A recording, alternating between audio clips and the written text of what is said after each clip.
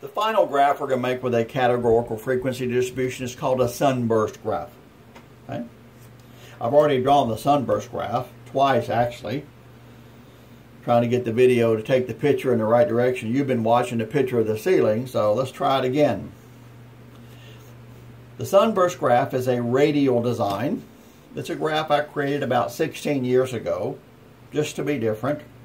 And it gives you the impression of a broken spoke wheel, similar to what you might find in a ghost town from the cowboys and the covered wagon days of old. Okay.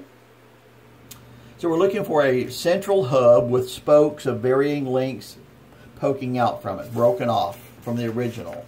Okay. We're going to do our color of caramel M&M's problem again.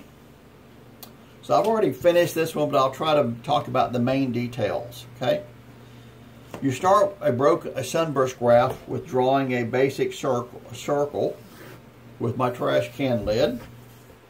And from that, in the center of it, I draw not just a dot, but I draw a hub. Okay. And what we're hoping for at the end of this, we're going to have the spokes of various lengths coming out from the center. One spoke will be a unbroken spoke. The others will be broken and less than full length due to their frequencies. Okay. If we go back to our original problem, okay, brown had the highest frequency of 6, and the other colors had lower frequencies. So if this one has a long spoke, all the others would have shorter spokes. So you always want to choose the longest spoke to start with. Okay. We had 6 colors, so I need 6 spokes. We need the spokes to be evenly spread out around the circle for symmetry. So we need to calculate what's the number of degrees between spokes. To do so, you take 360 degrees in a full circle and divide it by 6, so you get 60 degrees. Okay. What I did is I drew the first spoke brown. Okay. And I used my stick, my marker, to measure from the edge of the hub out to the edge of the circle. And I marked that off as 6 units, and I chopped it up into 3, and then 2, and 1, and 4, and 5. So that's my scale. I can use this scale as to create all the other spokes. Okay? So for a moment you need to pretend like these are not there.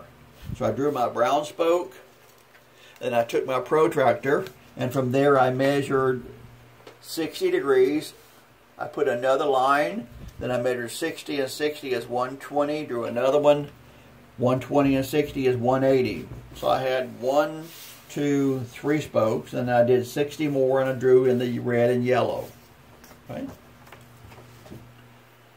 To draw the blue spoke, the order of the colors doesn't matter, but I'm trying to keep it the same as our original problem, just for convenience. Blue, brown, yellow, red, orange, green. Okay? So if we put brown here, then blue came before that, so I'm going to slip backward and do blue. The blue had a frequency of 3, so along its spoke, I'm going to measure out 3 with my cheap ruler, 1, 2, 3. Okay? And then yellow was 2, red and orange were 1, and green was 5. Okay? Once I've drawn in the spokes, I took a heavy marker and I darkened them in. I can't erase stuff here, so I have to darken them in to show you what they would look like when we got done. So I put dark marker. Okay? You can put hash marks on them, but don't number the hash marks because you'd have too much information confusing your reader. Okay?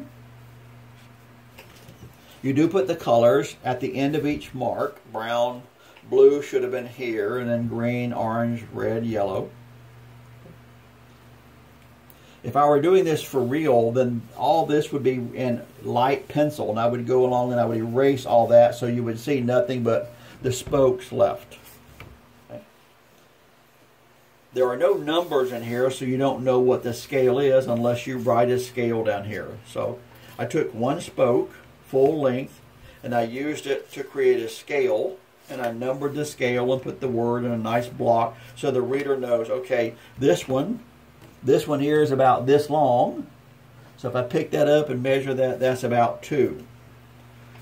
Or the reader could count the hash marks. Okay? A sunburst is a radial design. Not necessarily better than any other. It's just a different kind. You will not find this in textbooks. Okay?